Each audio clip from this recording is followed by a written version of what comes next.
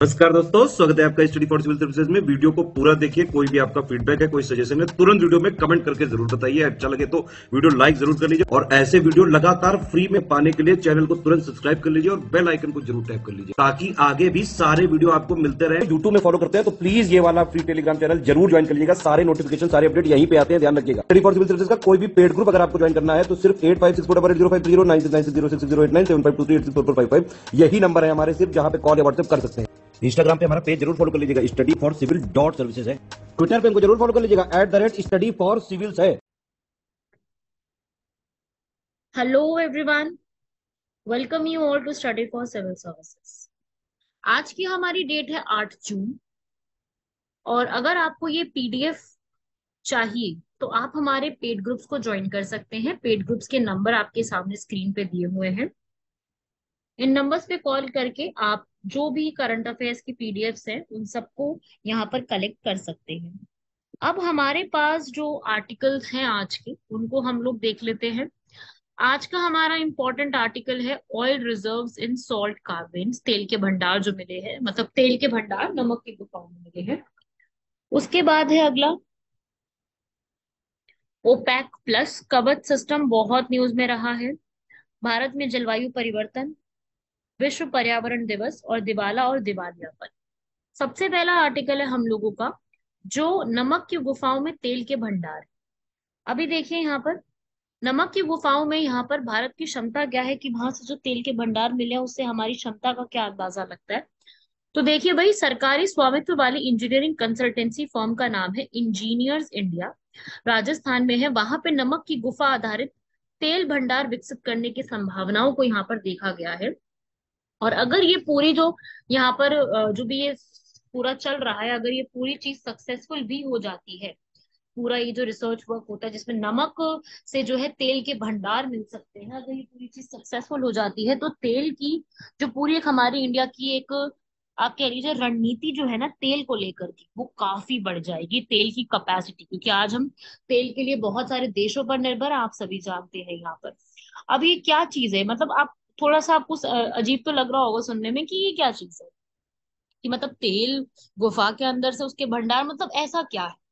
तो देखिए भाई, ऐसा ये है कि अंडरग्राउंड जो है यहाँ पर गुफाओं का उपयोग जो है बहुत बड़ी मात्रा में किया जाता है, जिससे हम पेट्रोल और गैस निकालते हैं। और ये जो अंडरग्राउंड केव्स होती है, गुफाएं, जिनका प्राकृतिक रूप से पाए जाने वाले नमक के गुंबदों से खनन किया जाता है।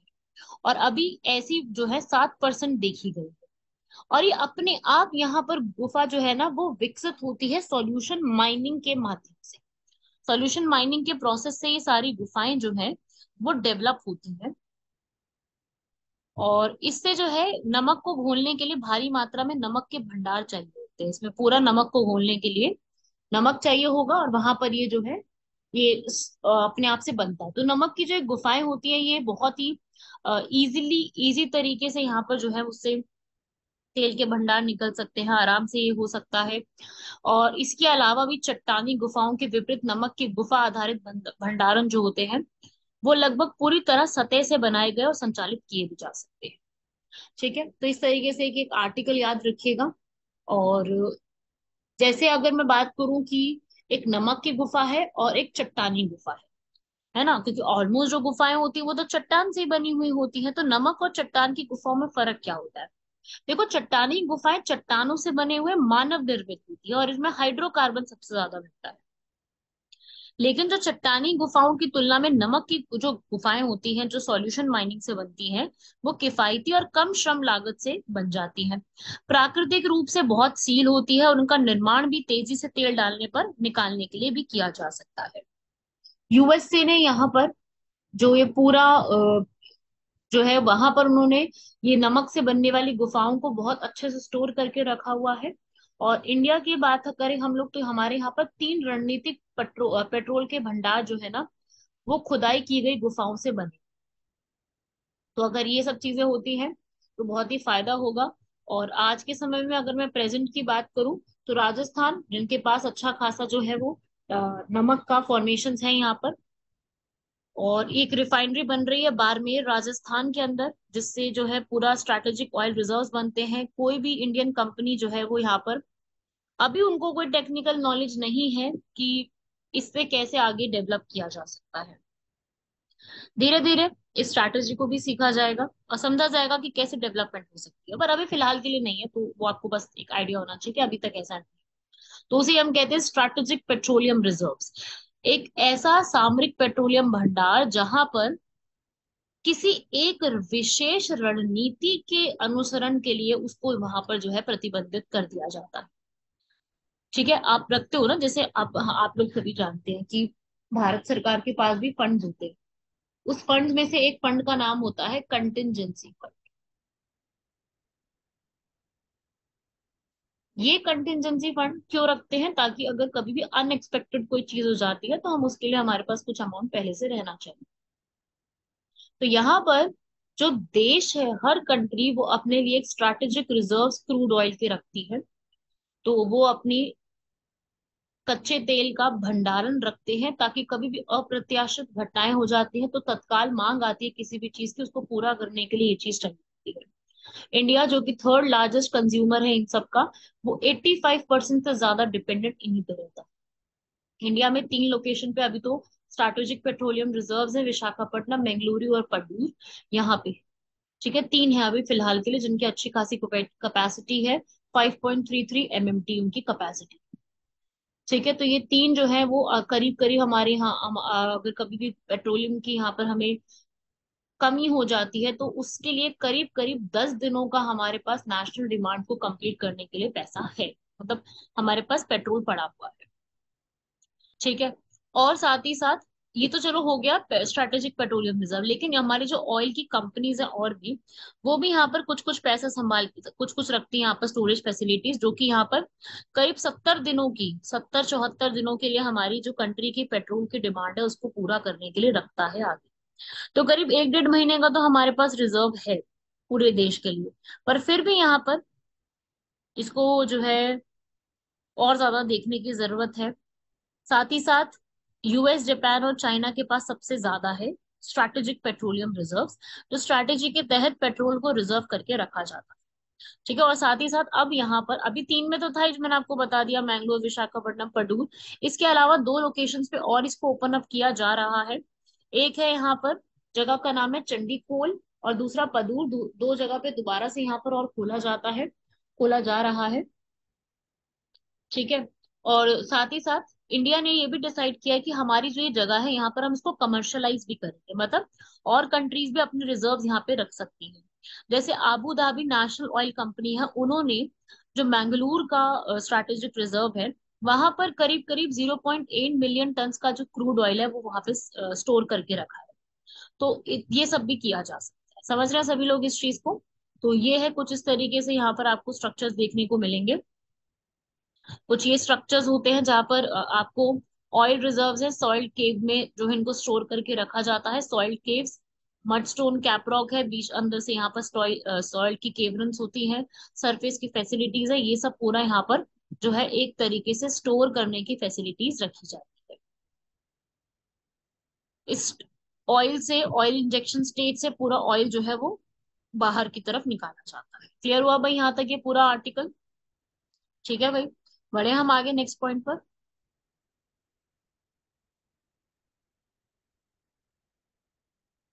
नेक्स्ट आर्टिकल पे बढ़ते हैं, वो है ओपेक प्लस। अभी ओपेक प्लस के हिसाब से सऊदी ने ओपेक प्लस सौदे के हिस्से के रूप में नए तेल कटौती की योजना एक और बनाई है। आप सभी लोग जानते हैं ओपेक कंट्रीज तो आती आती है। अब ओपेक प्लस में और नई कंट्रीज आ गई, जिसके अंदर 23 ऐसी कंट्री है। ओपेक का मतलब क्या होता है? Oil and petroleum exporting countries. तो ये जो वो कंट्रीज है जिसमें 23 कंट्री का ग्रुप है, वो यहाँ पर डिसाइड करते हैं कि भाई जितना भी कच्चा तेल है वो मार्केट में पूरे वर्ल्ड में कैसे सेल किया जाएगा। ये सारे नेशंस आगे आकर के ऑयल की मार्केट पे पूरा डोमिनेंस रखते हैं। यहाँ पे 13 तो मेन हो गए, उसके अलावा इसमें और कंट्रीज भी एडेड। ठीक है, तो यहाँ पर ये सब कंट्रीज है। अजरबैजान, कंट्रीज के नाम कौन कौन से हैं यहाँ पर? कंट्रीज है यहाँ पर Azerbaijan, Bahrain, Brunei, Kazakhstan, Russia, Mexico, Malaysia, south Sudan, Sudan और ओमान। ये कंट्रीज है सारी इसके अंदर।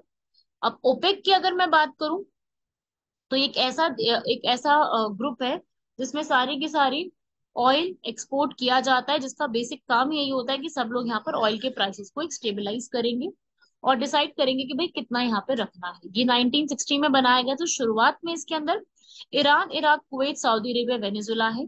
अभी इसके अंदर और भी जुड़ गए हैं जिसके हेडक्वार्टर्स वियना ऑस्ट्रिया में है, एंड इंडिया इसका मेंबर नहीं है, क्योंकि इंडिया ऑयल को और पेट्रोल को एक्सपोर्ट नहीं करता है, तो इंडिया इसका मेंबर नहीं। ठीक है,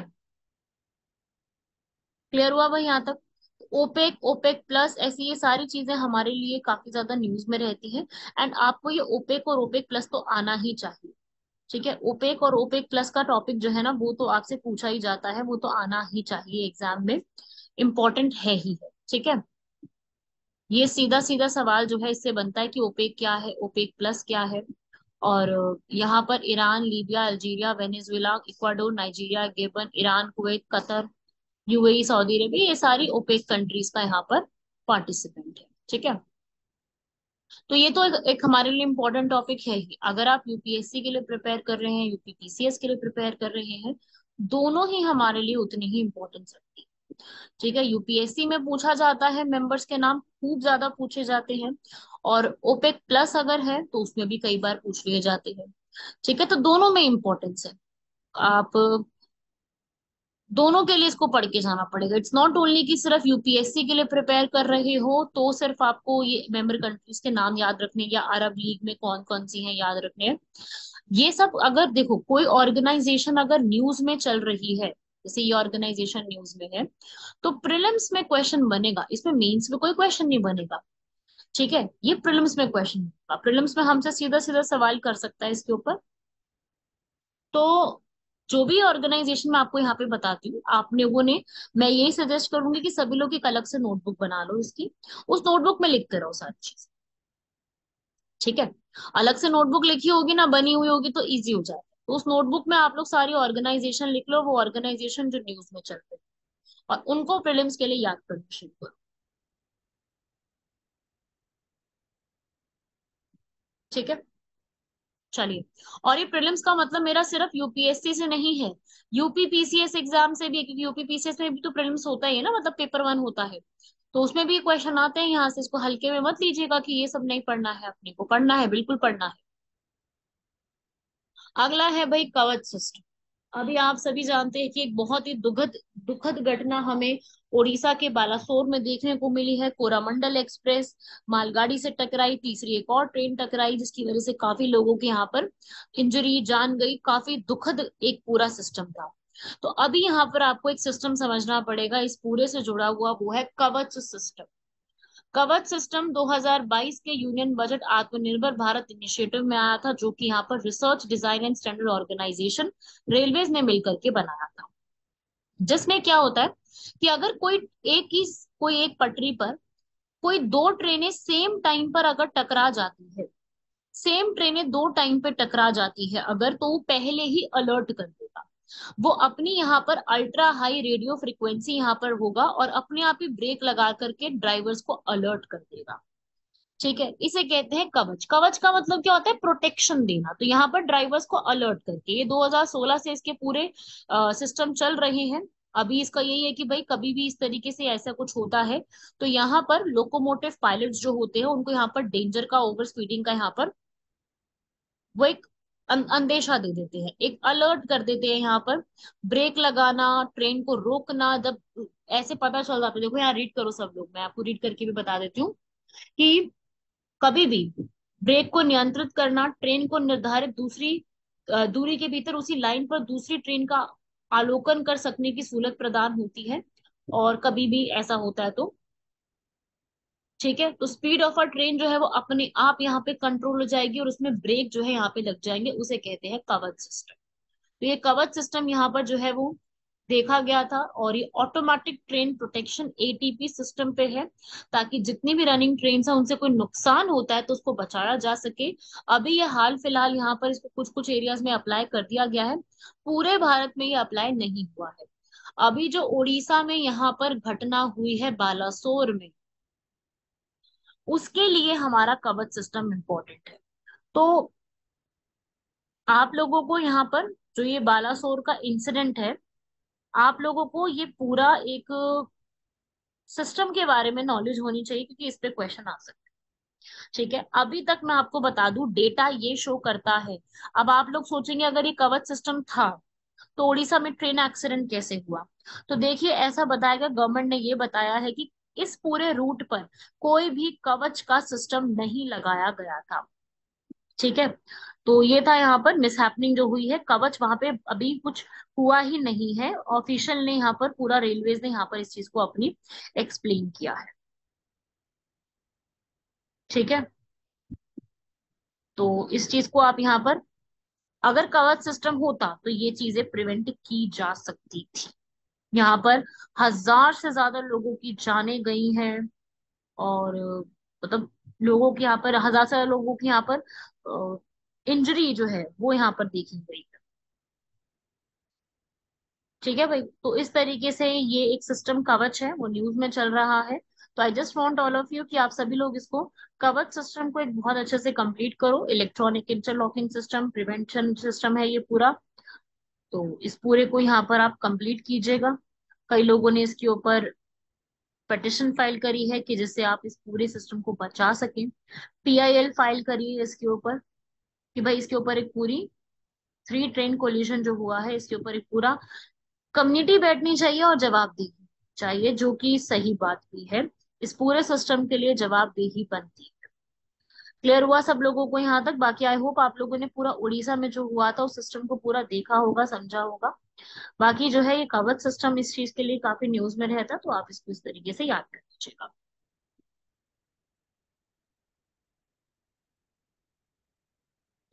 अगला है भारत में जलवायु परिवर्तन, लागत और लाभ का असमान वितरण। तो देखो भाई, यहाँ पर एक हालिया अध्ययन में ये पाया गया है कि भारत में जलवायु परिवर्तन की लागत और लाभ असमान रूप से वितरित है।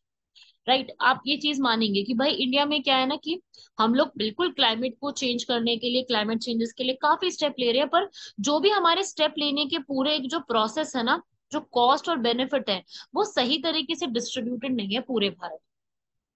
कैसे हम कह सकते हैं ये चीज? क्योंकि क्या है ना कि कई जगह पर, जैसे कि झारखंड, वेस्ट बंगाल, उड़ीसा, बिहार, ये जो कोल के खनन पर ज्यादा निर्भर रहते हैं, वहां पर कुछ सही तरीके से सही नहीं चल रहा है। कुछ जगह पर हम लोग जो एनर्जी की चीजें हैं उनको सही तरीके से यूटिलाइज नहीं कर पा रहे हैं। तो हर जगह पे इस पूरी यूटिलाइजेशन और सारी चीजों का जो पर्सपेक्टिव है वो डिफरेंट डिफरेंट है। तो वही ये पूरी स्टडी यहाँ पर कह रही है। ठीक है, ये मतलब आपको मैं समझा रही हूँ स्टडी के बारे में, तो यहाँ पे आप रीड भी कर सकते हैं पूरा। शॉर्ट टर्म इफेक्ट यहाँ पे देखे जा रहे हैं, पॉलिटिकल प्रोसेस थोड़ा सा ज्यादा है यहाँ पर। और साथ ही साथ इस पूरे प्रोसेस के अंदर ये बोला गया है कि कई बार इसको बचाने के चक्कर में इसके इफेक्ट्स उल्टे पड़ जाती हैं, और अन्य देशों से सीखने की हमें काफी जरूरत है। जैसे कि यहाँ पर साउथ अफ्रीका, इंडोनेशिया, वियतनाम, जो उन्होंने यहाँ पर अपने देश में लागू किया है, उसको उससे हमें काफी ज्यादा सीखने की भी जरूरत है। तो थोड़ा सा ये है एक पूरा फ्लो चार्ट, जिसमें कैपिटल भी ज्यादा लगती है, रिस्क भी ज्यादा है, इन्वेस्टमेंट भी कम होती है, कार्बन एमिशंस में भी रिडक्शन होती है, क्लाइमेट के इम्पैक्ट भी खराब होते जा रहे हैं, थोड़ा सा प्रोडक्शन कम हो रही है, जिसकी वजह से प्रोडक्शन कम होगी तो ऑब्वियस सी बात है एम्प्लॉयमेंट ज्यादा होगी। थोड़ा सा ये चीजें जो है हमें देखने को ज्यादा मिली। ठीक है, तो ये टॉपिक जो है एक बेसिक अंडरस्टैंडिंग के लिए है।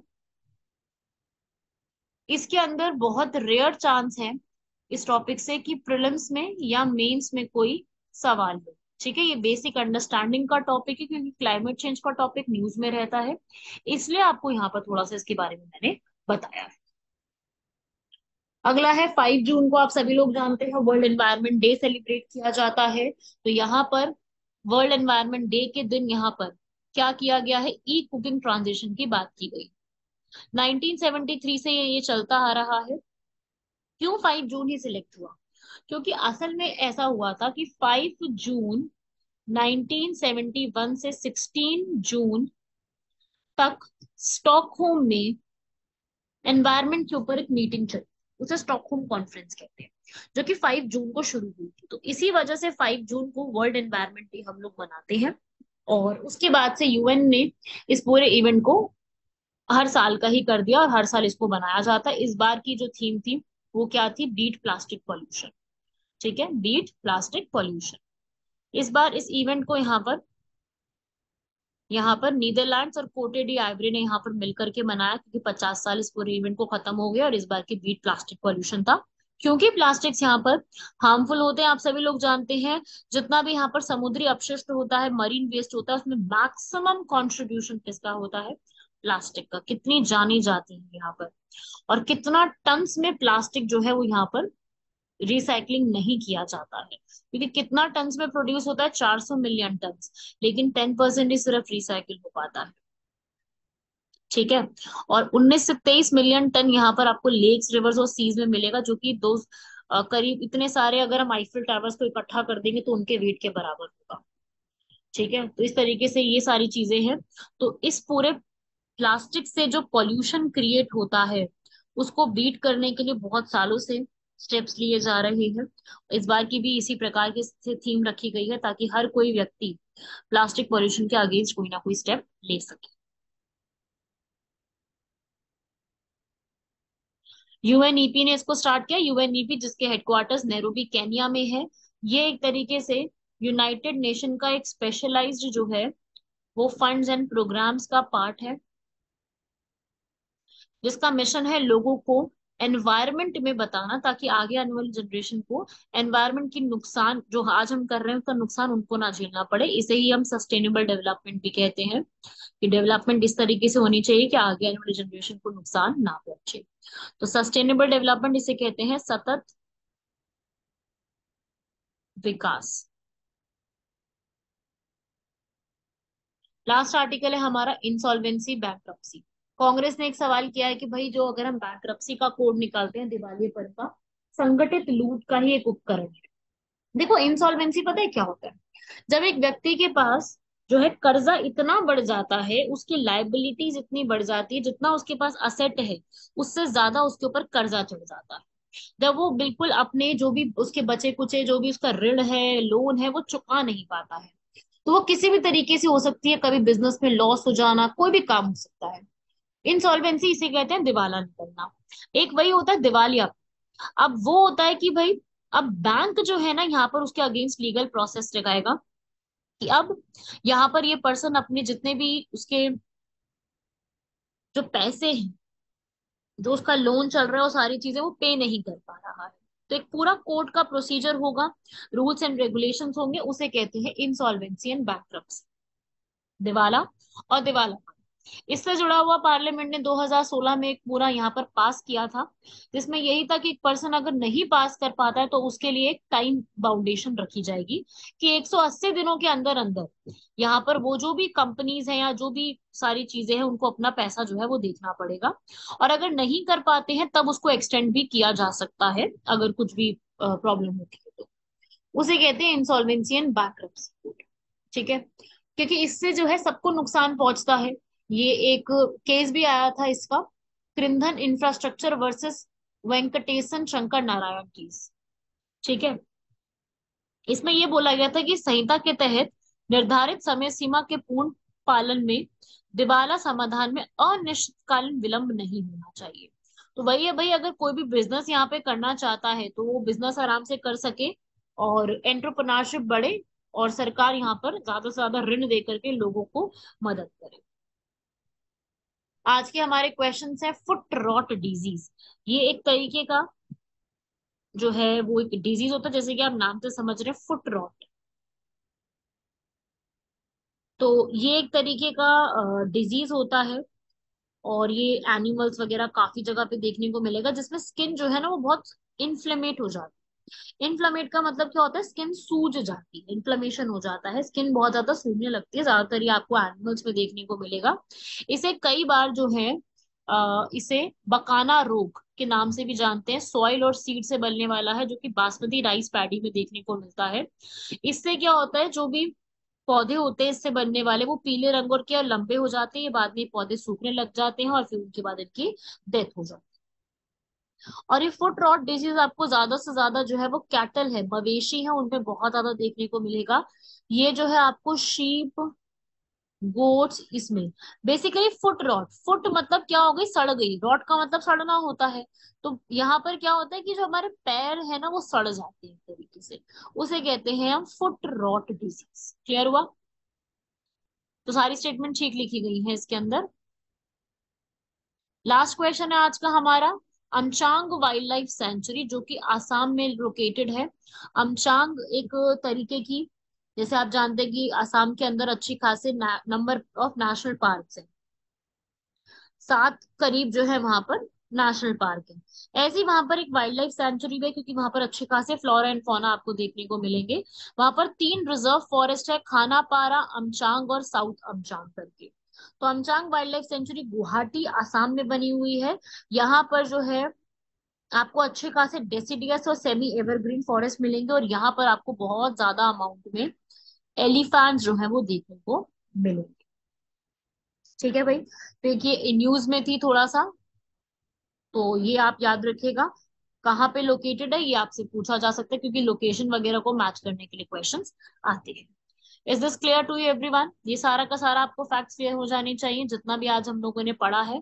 सारी चीजें एकदम दिमाग में क्लियर रखिएगा, सारे नोट्स को आप अपने लिखते रहिए, साथ साथ सारी चीजें एग्जाम के लिए इंपॉर्टेंट बन जाएंगी।